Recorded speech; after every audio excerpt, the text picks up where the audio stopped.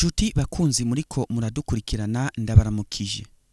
Umuryango w'Umukuru w'igihugu Nyanicubahiro Umukuru waratunganije indwi yahariwe amasengesho yo gukengurukira Imana ku vyiza yakoreye igihugu cacu c'Uburundi muri uyu mwaka w'2017 twaraye dusozereye no kuyiragiza yo mushobora vyose kugirango ishishikare kuzigama Uburundi n'abarundi muri uyu mwaka mushasha dutanguye w'2018.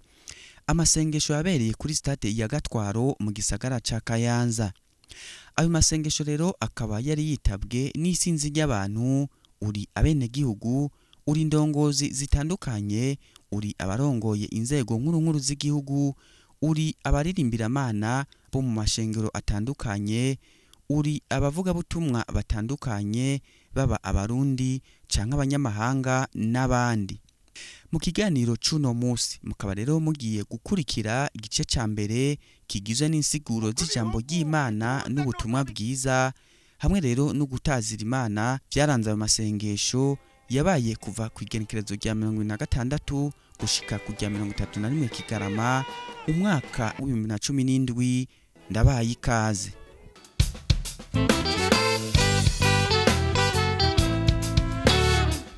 Ku musi wa kabiri igenekerezo rya 26 Kigarama rero niho hatangura icese ayo masengesho. Ibirori bikaba vyatangujwe n'urugendo rw'amahoro rwo gushishikara guhimbaza umusi mukuru wa Noeli. Imbere hakaba hari Nyanicubahiro Umukuru w'igihugu n'umutambukanyi wiwe baherekejwe n'izindi ndongozi z'igihugu zitandukanye, amakorale atandukanye, eka mbere n'abenegihugu bari baje bava mu makomine atandukanye y'intara ya Kayanza.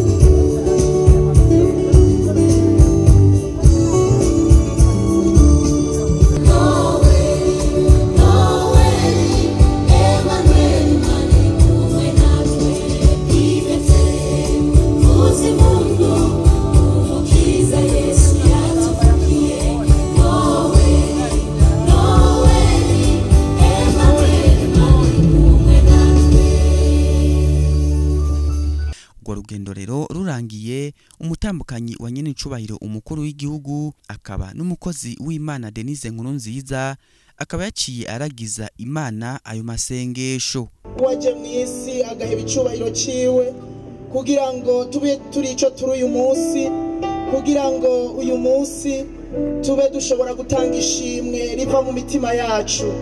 Turaguhaye icubahiro Mana ya Aburahamu na Isaka na Yakobo, turaguhaye icubahiro Muremyi w'ijuru n'isi, uhoraho nyen'ingabo, Imana igira neza, Imana umurinzi wacu, Imana umuzigamyi wacu, Imana neturuye, Imana ishoboye byose, Nyanicubahiro, nyen'igitinyiro, nyen'ububasha, nyen'inganji, turaguhaye icubahiro, turashize hejuru izina ryawe, turi ngaha muri iyi ntara ya Kayanza, kandi nta kindi cyatuzanye, tuje kuguha icubahiro, tuje kugushima kubw'ivyo wakoze uyu mwaka wose tugiye kurangiza, tuje kugushira hejuru mwami, uko ari wowe watugiriye neza ukaturinda tukaba tugeze kino gihe tukiri bazima, tuje kugushira hejuru. Wakira ishimwe rivuye ibwina mu mitima yacu, wakira ishimwe rivuye ibwina mu mitima yacu, uhoraho nyen'ingabo, watugiriye neza ukatuzana no muri kino kibanza, wazigamye umuntu wese aho yaturutse,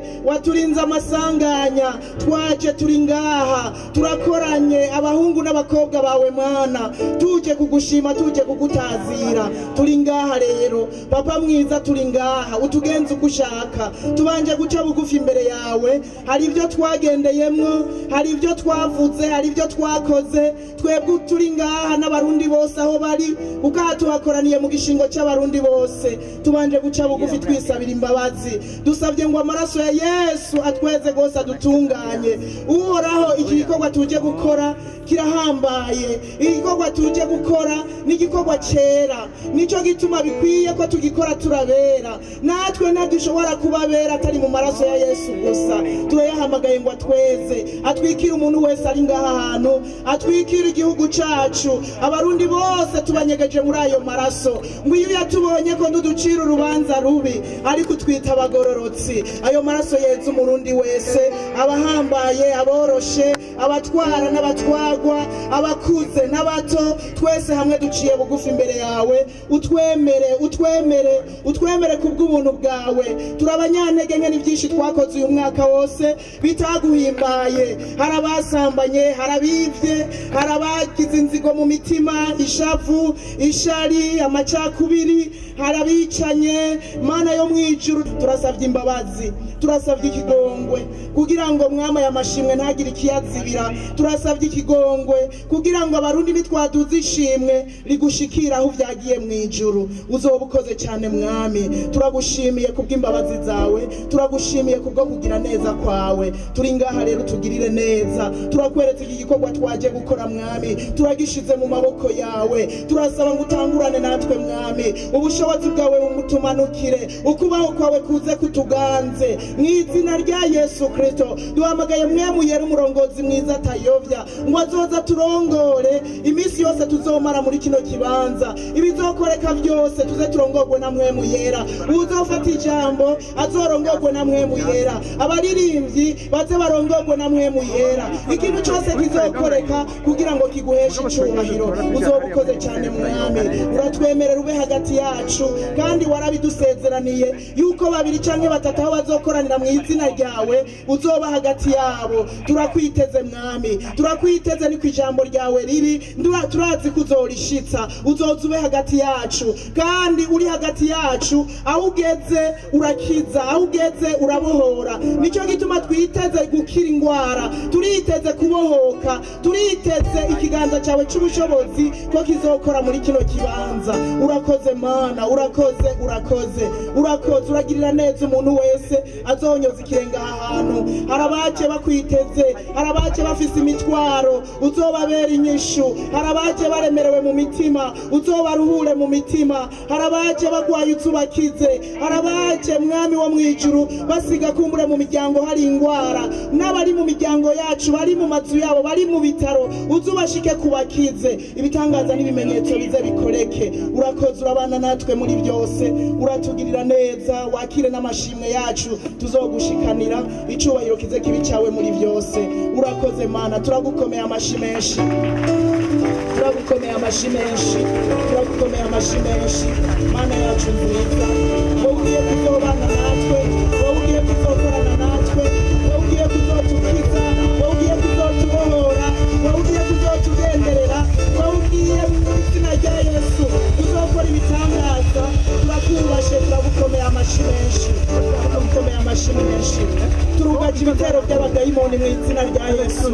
Turazi ko abera bakoranye wa muri nawe akorana nabo mu izina rya Yesu. Turahagaze mu bubasha n'ubushobozi waduhaye Kristo Yesu bwo guhonyora inzoka na skorpiyo n'ubwo gusangangura ubushobozi bwose bwa wa mwasi, dusangangura ibikorwa byose bya wa mugwanizi muri kino kibanza, imyuka mibi yoza ngaha muri kino kibanza gusamaza abantu, ibitero bitandukanye mu izina rya Yesu turabisanganguye. Mu izina rya Yesu duhamagaye umuriro w'Imana nguzu turira ikintu cyose kidahesha icubahiro Imana, ikintu cyose kiva kuri wa mubi turagiturije umuriro w'Imana. Ubushobozi bwawe mwami buze bubaba ahantu. Turatangaje intsinzi, turatangaje intsinzi, turatangaje intsinzi, turatangaje intsinzi, turatangaje intsinzi, turatangaje intsinzi, tutangaje amahoro, tutangaje umunezero, tutangaje kugubwa neza, tutangaje gukira imitima n'imibiri.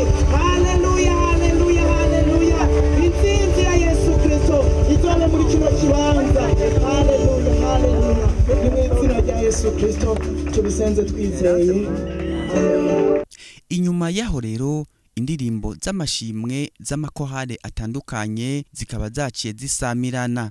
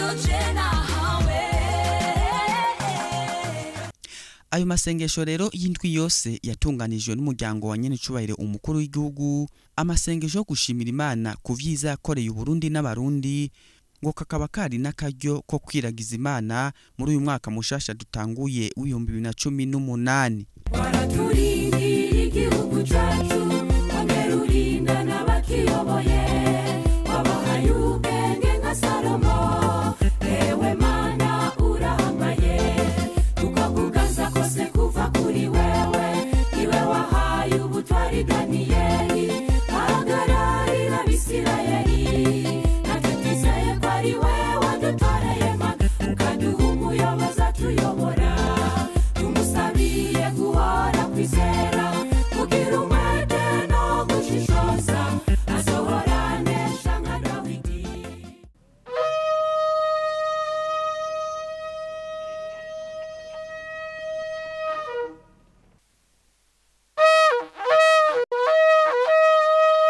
Amashimeshi ku Mana yacu, amashimeshi ku Mana yacu. Mu ijambo ryo kugurura icese ayo masengesho, umukuru w'igihugu Nyanicubahiro Umukuru akaba yavuze ko abarundi bafise impamvu yo gushimira Imana yo idahengeshanya kuzigama igihugu cacu c'Uburundi. Yarashimiye abitavye ayo masengesho mu gishingo c'abarundi bose. Ijambo ry'urufatiro rero ry'ayo masengesho rikaba riri mu gitabo c'isezerano rya kera muri Mika ikigabane c'indwi kuva ku murongo wa 14 gushika ku murongo wa 20, nkuko twagiye turayisomerwa n'umukozi w'Imana Ambassadeur Albert Nasasagare. Umutwe w'amajambo uravuga ngo ivyizigiro by'uwihanganye by'ukuri.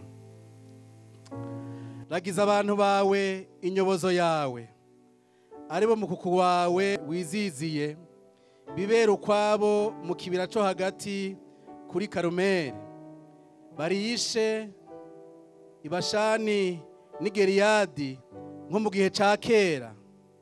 Nzokwereka ibitangaza nk'ivyo mu gihe wava mu gihugu ca Egiputa. Amahanga azobibona maramare, naho ubushobozi bwayo bwari bwinshi. Bifate ku munwa, amatwi yabo zibe. Bazorigata umukungugu nk'inzoka, basokoroke mu binyegero vyabo nk'ivyikwega hasi. Bahinda agashitsi, bazoza kuhoraho Imana yacu batinya bafise ubwoba. Niyihe Mana ihwanye nawe iharira ibigabitanyo ikirengagiza ibicumuro igicumuro c'amasigarira yabo yizigiye. Ntuhorana uburake iminsi yose kuko uhimbagwa no kugira imbabazi. Uzoduhindukirira utugirire ikigongwe, uzosibanganiriza ibigabitanyo byacu munsi y'ibirenge byawe, kandi uzoterera ibyaha byacu byose ibwina mu kiyaga. Ukuri kwawe uzogushitsa kuri Yakobo n'ikigongwe kuri Aburahamu, ari byo nyene warahiye basokuruza uhereye ibihe bya kera. Imana ihabwa icubahiro. Nyanicubahiro Umukuru w'igihugu Petero Nkurunziza akaba yavuze ko ari akaryo keza ko gutazira no gushimira Imana, na cyane kubona umwaka usozerewe igihugu cyose gitekanye. Abashimiye Imana cyane kuno munsi yadushikanye ku kino kibuga, twishimire tuyitazire kubwo yazigamye igihugu cyacu cy'u Burundi kuva dutangura no mwaka. Tuba tugiye gusozera umwaka turi mu mahoro umutekano n'impore impande zose.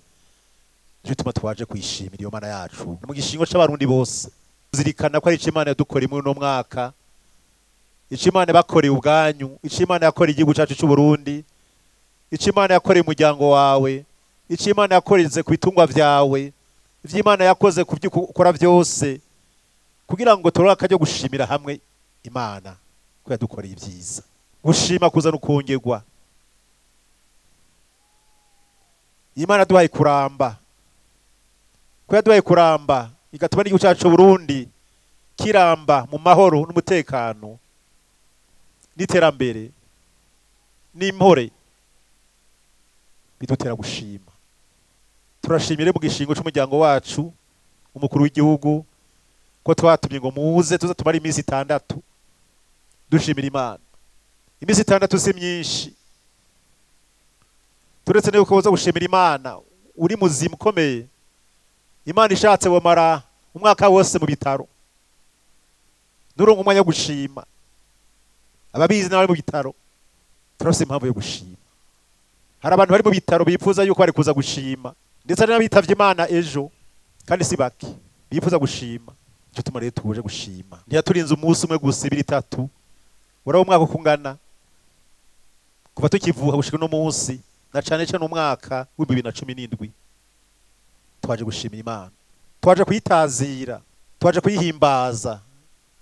Kuko nta kindi twokora Imana nta kindi twoyiha, ko byose arabifise. Ishaka umutima ushima uyihimbaza kugira ngo iri intege zo kubandanya Imana natwe umwaka tugiye kuzoje kwinjiramo. Iyi minsi 6 nyene tuzoronka akaryo gusengera igihugu cyacu cy'u Burundi, turonka akaryo gusengera indongozi, kuko ijambo ry'Imana duhamagara gusengera indongozi.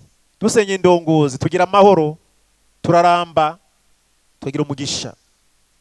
Tuzosengera indongozi, dusengere n'abene igihugu kugira ngo tugire urugendo rwiza.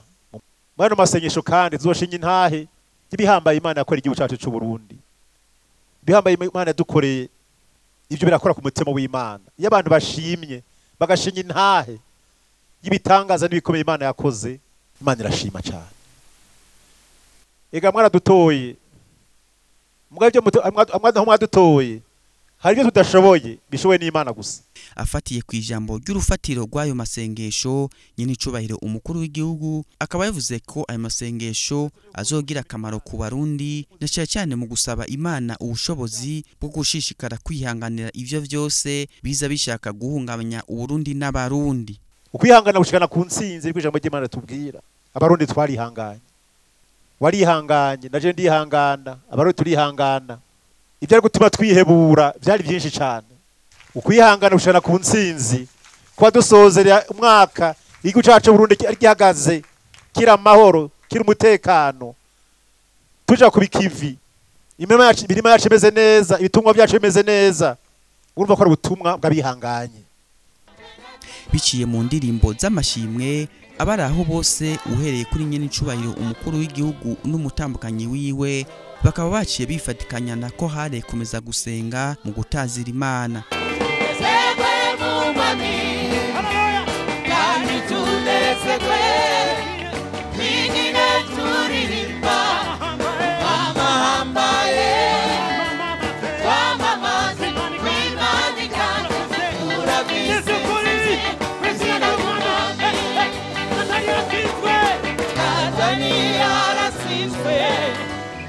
atumunyanga Yesu ni wafisika turiwe turidegenda tugezwe mu mwami kandi tunezerwe twigire turirimba amambaye kwamamaze kwimanika turabisinze izina dutani tunezerwe mu mwami kandi tunezerwe twigire turirimba amambaye kwamamaze kwimanika turabisinze izina dutani. Amasengesho kuri uyo munsi akaba yarangijwe n'igisabisho carongowe na Nyanicubahiro Umukuru w'igihugu.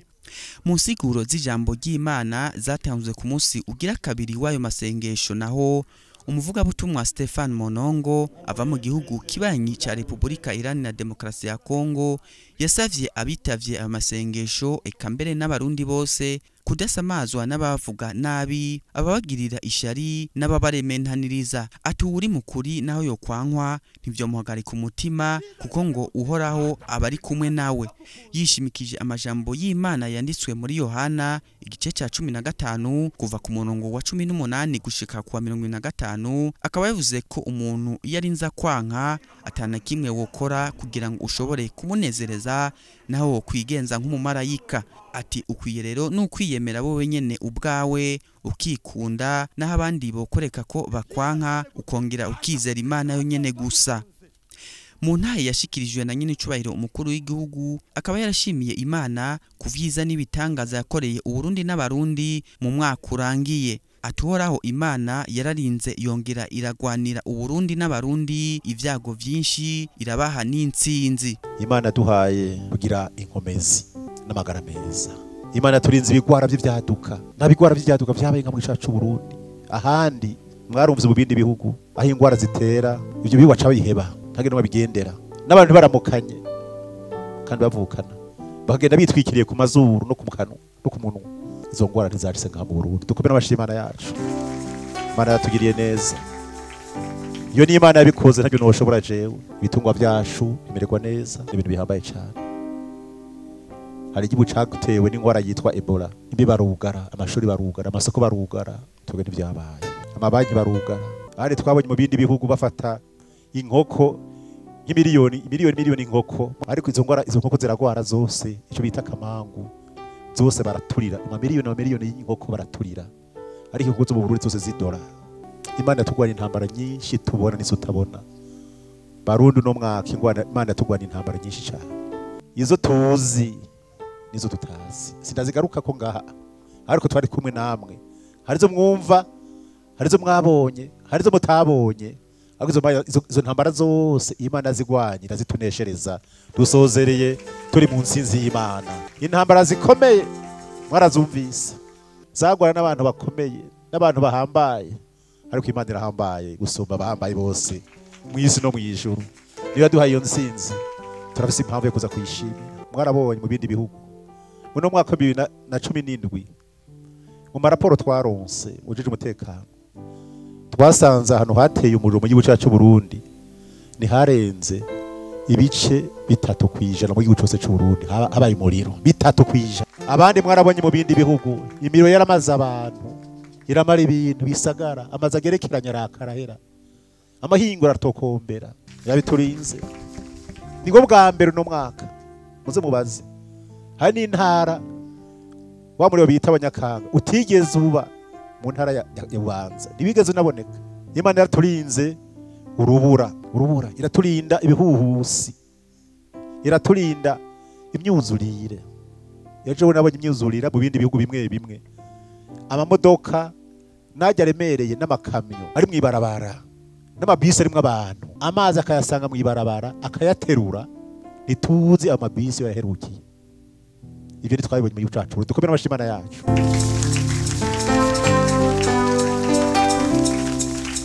Ivyo twabibonye twarabonye abantu bahunga amamiliyoni n'amiliyoni bagahunga umuyaga mu gihugu cyacu Burundi.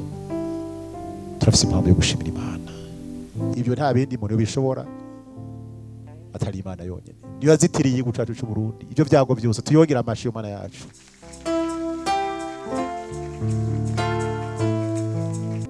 Barundi, Imana irakunda Uburundi, tukomere amashi y'Imana yacu.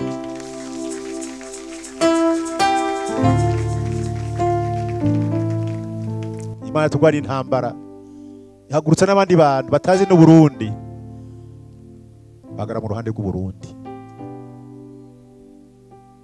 Irahagurutsa ibihugu biragara mu ruhande rw'u Burundi.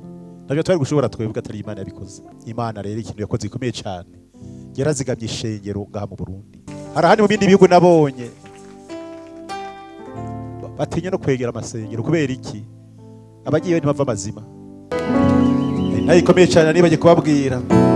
Imana tugiriye neza uno mwaka turonka umwimbu mwiza, turonka amafaranga duhemba abakozi ba leta kandi bahembwa hakiri kare, siko umugwanizi yabishaka, n'imigambi iraranguka.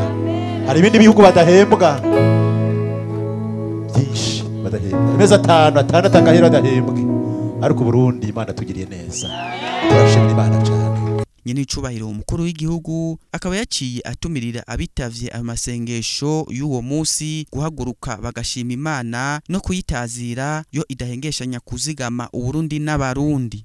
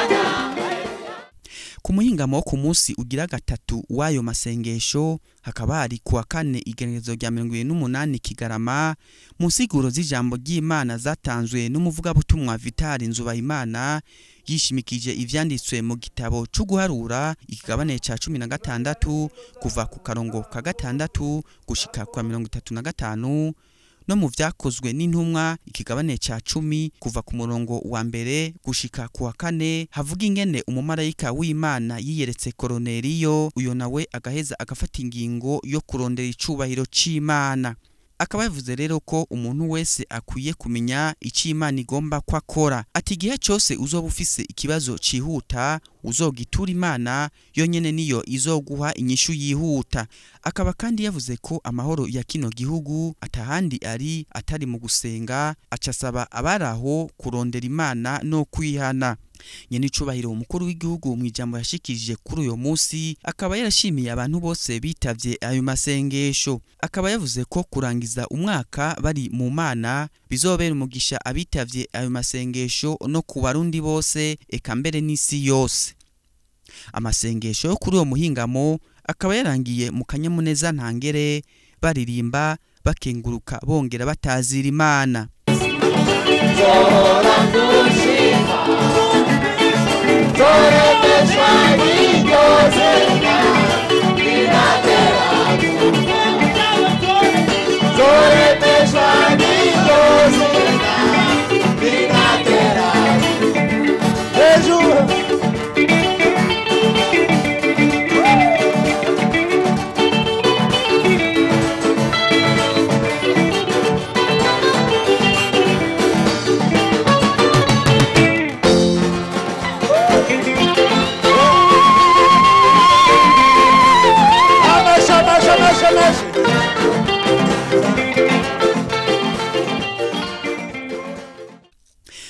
muhingamo ku munsi ugira kane w'ayo masengesho hakaba hari kuwa gatanu igerekerezo rya 19 Kigarama indirimbo n'intambo z'amakohari atandukanye nizo zasamirana ngaho kuri stade Gatwaro ku mugwa mukuru w'intara ya Kayanza. I'm not analog, I'm going digital.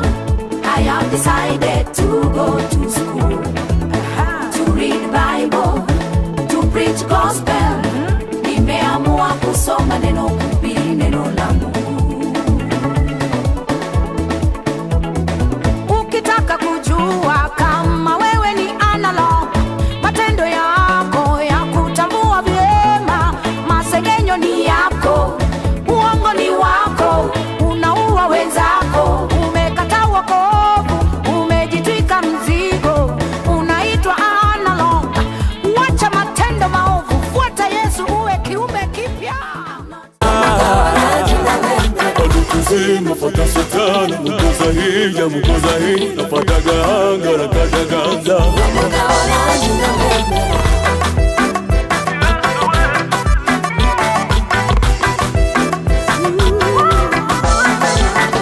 umugabo ndi seriye urana nawa seriye akori bibu seriye siduye ma seriye zama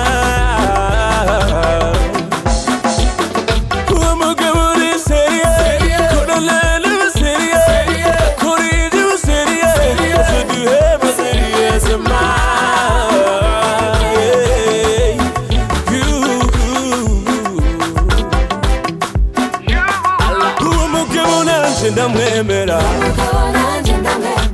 arakomeye ndamwemera. Nayo mu nsiguro zifatiye ku vyanditswe umuvugabutumwa Johnson kuri uyo munsi akaba yishimikije amajambo y'Imana ari mu gitabo cyo kuvayo igice ca 18 kuva ku murongo wa 5 kushika ku wa 12. Ijambo ry'umutwe rikavuga riti Yetiro asanga Mose mu bugaragwa. Umukozi w'Imana Johnson ati abantu baraca mu bugaragwa arizo ngorane zitandukanye, ati Imana ntakidakorera abayizeye, ati ubwo bugaragwa uriko uracamwo izera uhoraho, amateka yawe arashobora kuyahindura, nayo ngo amahanga acira icobo igihugu cacu c'Uburundi ntazodushobora turi kumwe n'uhoraho. Ati abarundi bubatse ihema ku musozi w'uhoraho, ati kandi ibidashobokera abana b'abantu ku musozi w'uhoraho birashoboka. Ati Imana yaratabaye igihugu cacu c'Uburundi nkuko yatabaye Mose, ari naco gituma ukuye kuyishimira. Akaba rero yatangaje ko igihugu cacu c'Uburundi gitwaye iyerekwa ryo gutabara Afrika. Umuvugabutumwa Johnson ati naho hari ibivugwa biteye ubwoba kuri wewe, ku muryango wawe, ku gihugu, ngo Imana yonyene irafise ingene hindura ibintu n'amateka, nayo kubakomeretse imitima Imana ngo izobavura ibikomere. Ntibagiye kumenyesha ko igihugu cacu c'Uburundi gishoboye. Aho ni mu gihe hariho abari bahagaritse imfashanyo ku Burundi, ariko igihugu kikabandanya kubaho, kikabandanya gushira mu ngiro imigambi y'iterambere. Mu gusozera uyo munsi umukuru w'igihugu Nyanicubahiro Umukuru akaba ahanini yasubiriye gushimira abitavye ayo masengesho, abagize ico baterereye mu itunganywa ryayo, acatumirira abaraho gushimira Imana mu kuyitazira.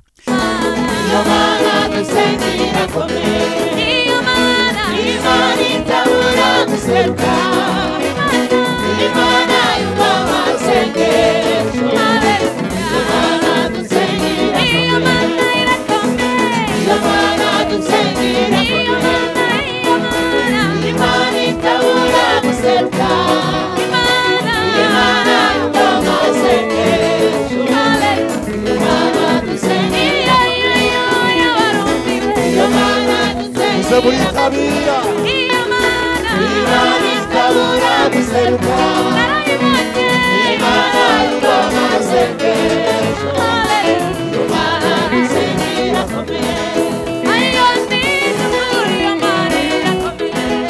amashejuru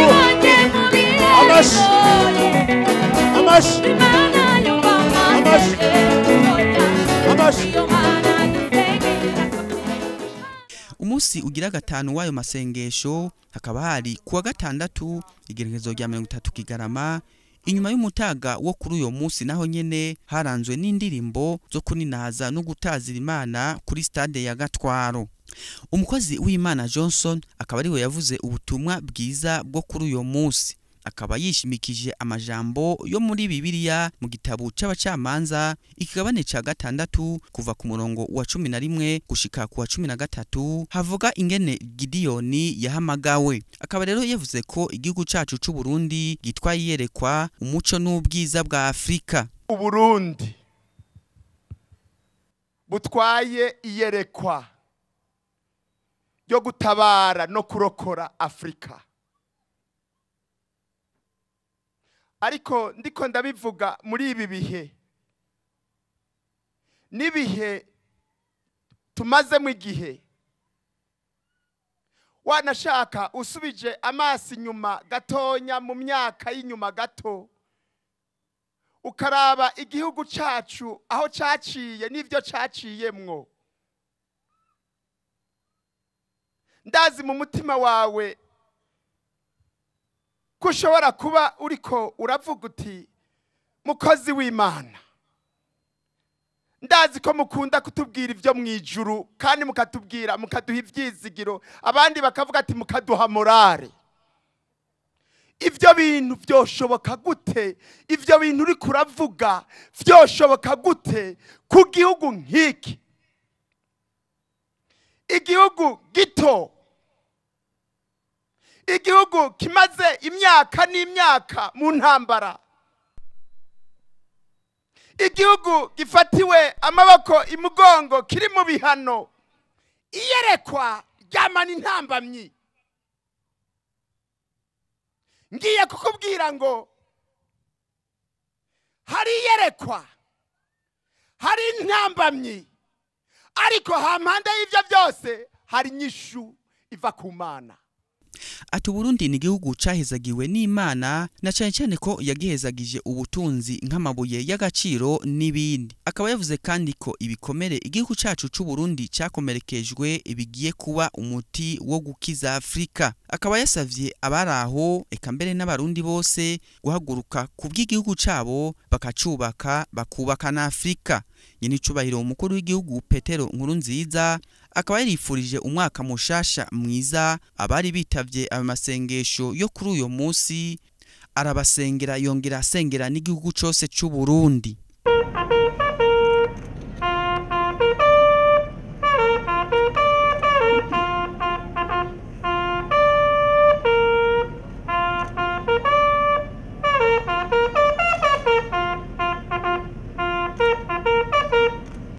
Ku munsi ugira gatandatu w'ayo masengesho hakaba hari ku munsi wa Mungu igerekerezo rya 31 Kigarama, ari no wari umunsi wa nyuma w'ayo masengesho yari yatunganijwe n'umuryango wa Nyanicubahiro Umukuru w'igihugu mu ntumbero yo gushimira Imana ko yazigamye Uburundi n'abarundi mu mwaka twaraye dusozereye w'ibihumbi 2017 hamwe rero no kuyiragiza umwaka mushasha dutanguye w'ibihumbi 2018.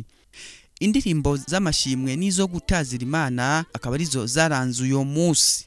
Mu gusozera ayo masengesho yabereye kuri stade ya Gatwaro mu ntara ya Kayanza. Iyo ntara ya Kayanza rero ikaba yaciye igabira inka 5 umuryango wa Nyanicubahiro Umukuru w'igihugu. Abagwiza tunga babiri bo muri iyo ntara ya Kayanza bamugabira inka 2 ku giti cabo n'ibindi.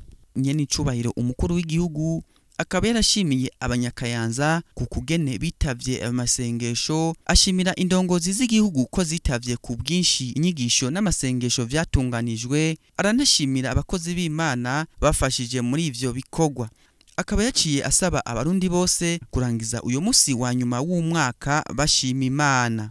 Abaraho bose harimo n'indongozi z'igihugu zitandukanye n'abene gihugu baratamba baratarika, naho hariko haragwa akavura kenshi. Ico kikaba kitabujije ko bashishikara guhimbaza no gutazira Imana ku vyiza yakoreye igihugu cacu c'Uburundi. Nyanicubahiro Umukuru w'igihugu akaba yamenyesheje ko ako kavura kaguye ku munsi wa nyuma w'ayo masengesho ari ikimenyetso c'umuhezagiro n'umugisha ku Burundi muri uyu mwaka mushasha dutanguye.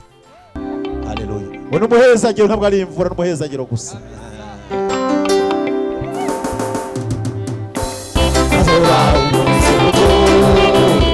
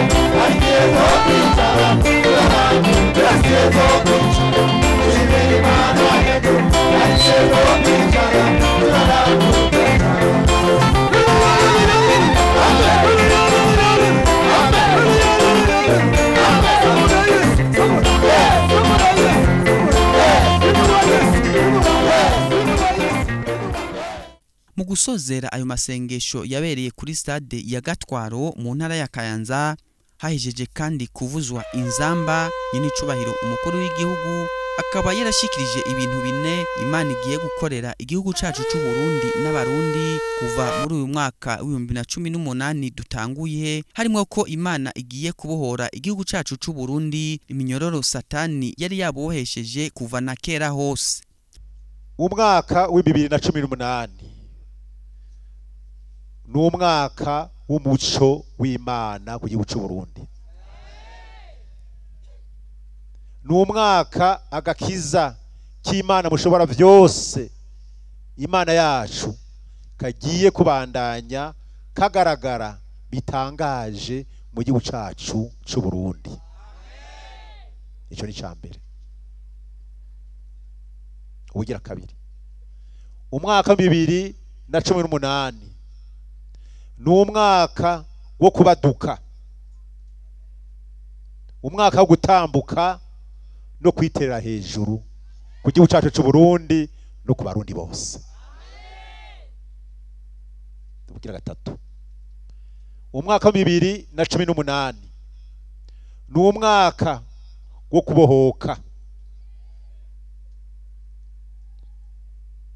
Imana mushobora byose igiye kubohora Uburundi iminyororo satani yari yabuhesheje kuva kera hose. Imana igiye kudukura ko iyo minyororo yose mu izina ry'umwami wacu Yesu Kristo. Ubwa kane umwaka 2018 n'umwaka wo kwemererwamwo n'Imana mushobora byose ku Burundi n'abarundi bose. Ari kumwe n'umutambukanyi wiwe akaba n'umukozi w'Imana Denise Nkurunziza bareruye ibendera ry'igihugu cacu c'u Burundi. Umukuru w'igihugu Nyanicubahiro Nkurunziza akaba yasozereye amasengesho asengera Uburundi n'abarundi kugira ngo Imana izoburinde yongere ibuzigame. Akaba rero ari no ngaha turangije ko kino kiganiro. Naho ubutaha.